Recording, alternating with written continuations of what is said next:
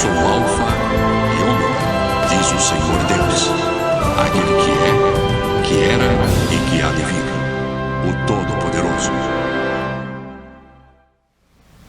Na última parte da nossa congregação, se eu conseguir, Atos capítulo 17, versículos 11 e 12, o título é Sucesso. Esses dois versículos falam do sucesso da evangelização que o apóstolo Paulo, Silas e sua equipe realizaram na cidade de Bereia, segunda cidade aí depois, aliás, terceira cidade depois que eles estavam aí na Macedônia. Primeira cidade que eles evangelizaram, a cidade de Filipos, depois a cidade de Tessalônica. Para essas duas cidades, depois Paulo escreveu para Filipos a carta aos Filipenses e para Tessalônica as duas cartas aos Tessalonicenses. Depois vieram aí duas cidades para quem Paulo não escreveu, a cidade de Bereia e a cidade de Atenas. Essas duas cidades aqui terminam o capítulo 17. Nós estamos aqui vendo o que aconteceu na cidade de Bereia, como Paulo pregou ali o evangelho, e estamos nesse texto que fala do sucesso dessa pregação, o sucesso dessa evangelização do apóstolo Paulo na cidade de Bereia. Esses dois versículos estão divididos assim. O versículo 11 tem o título de avidez, foi o que nós falamos na parte da manhã, na nossa congregação de manhã, que essas pessoas que Paulo encontrou ali na cidade de Bereia e pregou para elas o evangelho, eram pessoas tão nobres que elas receberam a palavra de Deus com toda avidez. É maravilhoso ver pessoas que recebem a palavra de Deus com toda avidez, ávidos pela palavra de Deus. E quem prega sempre sabe disso. Quem prega sempre sabe como as pessoas estão recebendo a palavra de Deus. Eu vejo quando as pessoas estão recebendo a palavra de Deus com avidez, e vejo quando as pessoas estão recebendo a palavra de Deus com indiferença. Essa palavra, quem recebe a palavra de Deus com indiferença, não acontece nada com eles e também não vão para o céu. O céu é para aquelas pessoas que recebem a palavra de Deus com avidez. E essa palavra produz o seu desejado fruto na vida dessas pessoas. Louvado seja Deus por esses irmãos e irmãs ávidas pela palavra do Senhor. Hoje nós vamos ficar então agora com o versículo de número 12.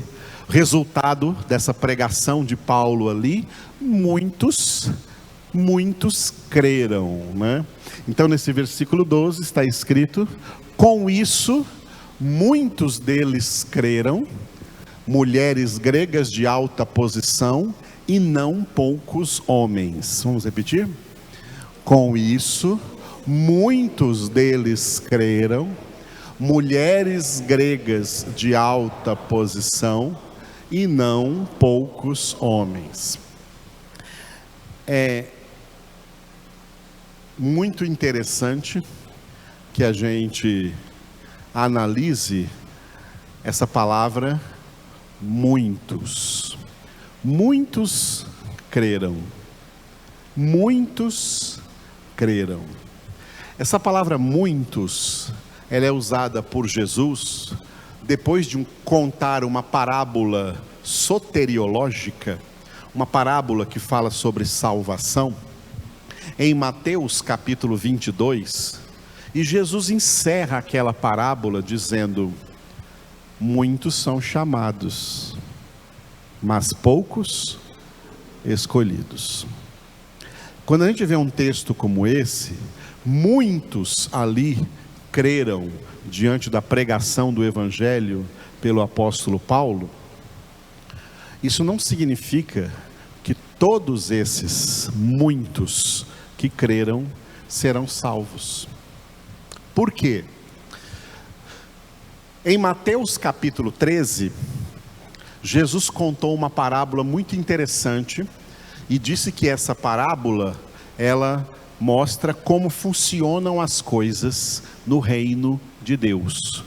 Reino de Deus ou reino dos céus é a mesma coisa. Essa parábola foi a parábola da rede.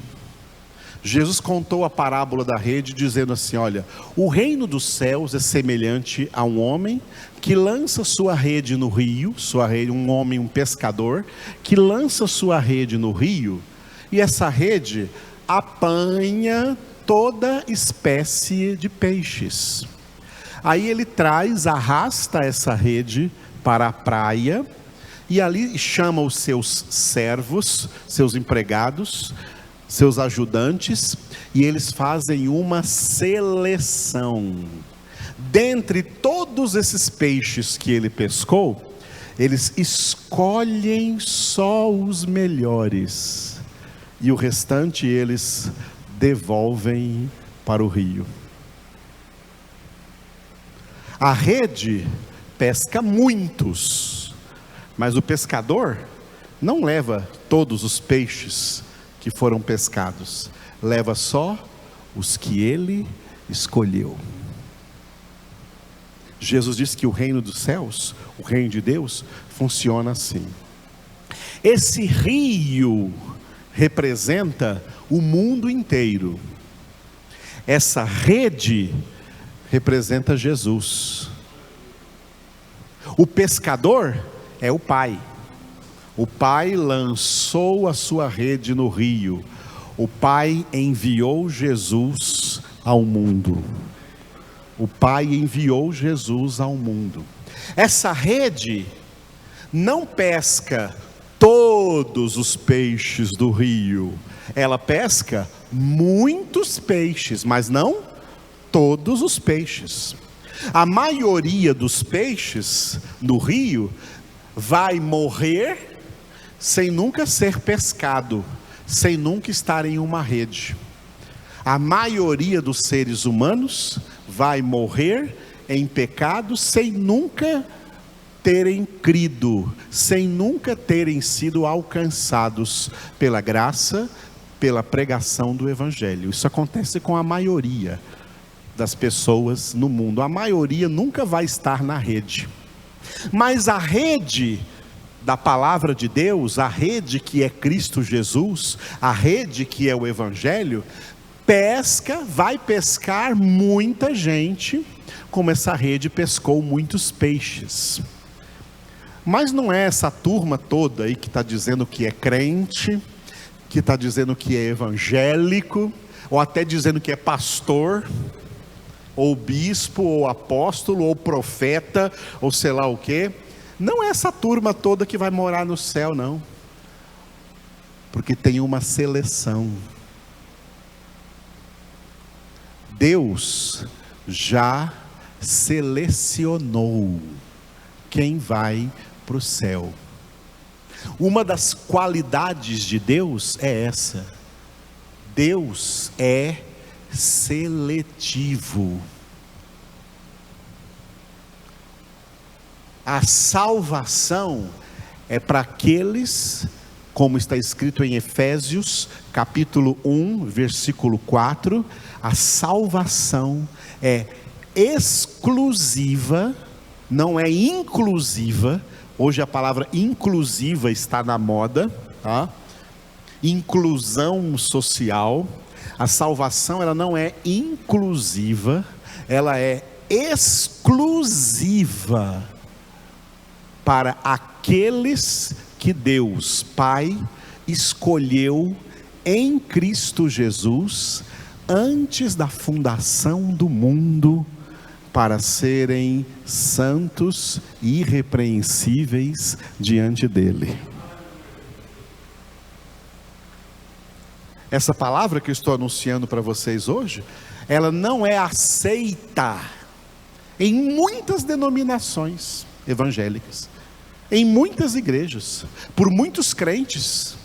E esses crentes ainda ousam dizer que se isso fosse verdade, para eles não é verdade, que isso fosse verdade, Deus seria injusto, isso seria uma injustiça da parte de Deus. Paulo responde essa pergunta, esse questionamento, em Romanos capítulo 9. Não há nenhuma injustiça da parte de Deus. Porque Deus disse para Moisés assim: eu terei misericórdia de quem eu quiser ter misericórdia. Eu terei compaixão de quem eu quiser ter compaixão. E aí Paulo conclui: portanto, a salvação não é para quem quer. O céu não é para quem quer. Querer ir para o céu, está todo mundo querendo, mas não é para quem quer. Não depende de quem quer, não depende de quem corre atrás disso, depende de Deus usar a sua misericórdia. E aí Paulo faz lá em Romanos 9 uma nova conclusão e diz: logo Deus tem misericórdia de quem Ele quer ter misericórdia, e Ele endurece a quem Ele quiser endurecer. Lembra como nós começamos hoje o livro de Esdras? E Deus falou lá com um homem ímpio, o rei Ciro, e aquele rei Ciro teve que obedecer o que Deus, e obedecer de bom grado o que Deus falou para ele, mas Deus não salvou ele. Ele não era eleito, ele não fazia parte dessa seleção de Deus para a salvação. Essa é a verdade bíblica que muita gente evangélica e muitos pastores, líderes evangélicos tentam substituir pela heresia e mentira do livre-arbítrio. Não, a salvação depende de cada pessoa, porque cada pessoa tem o livre-arbítrio de aceitar a Cristo ou de rejeitar a Cristo. Errado.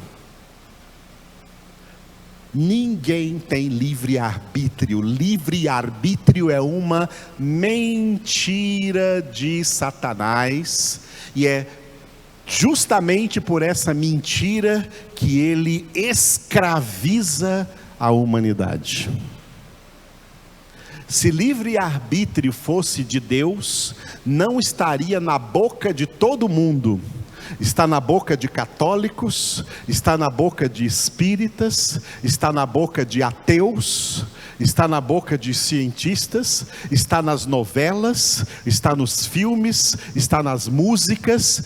Todo mundo enche a boca para falar de livre-arbítrio, porque todo mundo tem livre-arbítrio para escolher o que quiser, para fazer o que quiser. Mentira! O diabo enganou essas pessoas. Ninguém tem livre-arbítrio.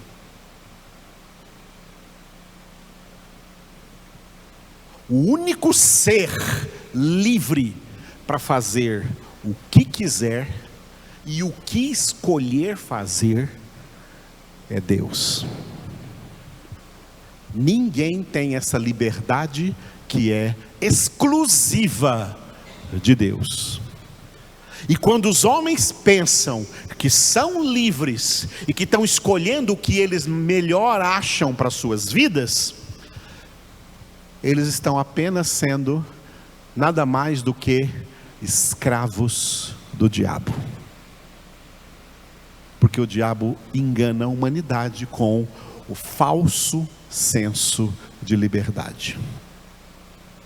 A liberdade verdadeira é a liberdade do estado de condenação para o estado de salvação. Libertos do império das trevas para o reino do Filho. Mas chega no reino do Filho, nós temos que obedecer o Filho, temos que obedecer a palavra, somos sujeitos. Ninguém é livre para fazer o que quer. Nós somos livres do pecado para obedecer a Deus. Somos livres do pecado para ser escravos de Cristo, para ser servos de Deus, servas de Deus. Se é servo, não é livre, é servo, é para servir. Não existe nenhum ser humano livre, e quem pensa que é livre é escravo do diabo, e juntamente com o diabo está indo para o lago de fogo e de enxofre. Não existe essa falsa liberdade. Mas essas igrejas e esses pastores que pregam livre-arbítrio vão prestar contas a Deus, porque o livre-arbítrio é uma doutrina contrária à Bíblia Sagrada, contrária ao Evangelho de Cristo Jesus. O Evangelho de Jesus é esse, Mateus 16, 24. Se alguém quer me seguir, negue a si mesmo, tome a sua cruz e siga-me. Por isso a porta é estreita, por isso o caminho é apertado, por isso a salvação não é inclusiva, ela é exclusiva, só para aqueles que Deus escolheu, porque dentro deles Deus opera tanto o querer como realizar segundo a sua boa vontade. Em Bereia muitos creram, onde Paulo passou pregando, muitos creram, e não só com Paulo, mas na história, onde o evangelho foi pregado, muitos creram. E esses muitos são todos salvos? Não, porque tem uma seleção. O reino dos céus é como aquela rede, que trazida para a praia, seleciona só os peixes que Deus escolhe, que o pescador escolheu, só os homens que Deus escolhe, só as pessoas que Deus escolheu antes da fundação do mundo. Os outros peixes são devolvidos para o rio, os outros crentes são devolvidos para o mundo e para a condenação eterna, porque são muitos chamados, mas não são parte dos poucos escolhidos. Como eu sei que eu sou parte dos poucos escolhidos? Tem uma lista de coisas. Uma delas é essa: eu tenho avidez pela palavra de Deus, uma avidez que coloca na minha vida a palavra de Deus como primeiro compromisso de todos os dias, e eu não passo um dia da minha vida sem ler e meditar profundamente na palavra de Deus. Isso é um sinal de eleição. Mas aqueles crentes que falam assim: estou trabalhando demais, eu estou com compromisso demais, eu tenho filho, eu tenho um casamento, e colocam um monte de desculpas, não estou tendo tempo para ler a Bíblia, meus filhos não deixam, meu trabalho não deixa, minhas coisas não deixam, meu compromisso não deixa, então não estou lendo nada de Bíblia. Você sabe que a gente coloca como prioridade tudo o que nos interessa, e o que não interessa a gente vai deixando para segundo plano. E crentes que vão deixando a palavra para segundo plano porque não tem tempo, é porque eles têm outras prioridades que não o Senhor, que não Deus. Isso é uma marca de que não são eleitos, são chamados. Os muitos chamados não vão para o céu, só os poucos escolhidos. E isso é palavra de Deus. Aleluia. Eu tenho uma lista de mais de 100 coisas, só disse uma. O eleito tem avidez, fome e sede diariamente da palavra de Deus, e por isso, como diz no Salmo número 1, tem o seu prazer na palavra e nela medita de dia e de noite. Isso é um sinal de eleição. Eu sou o Alfa e Ômega, diz o Senhor Deus, aquele que é,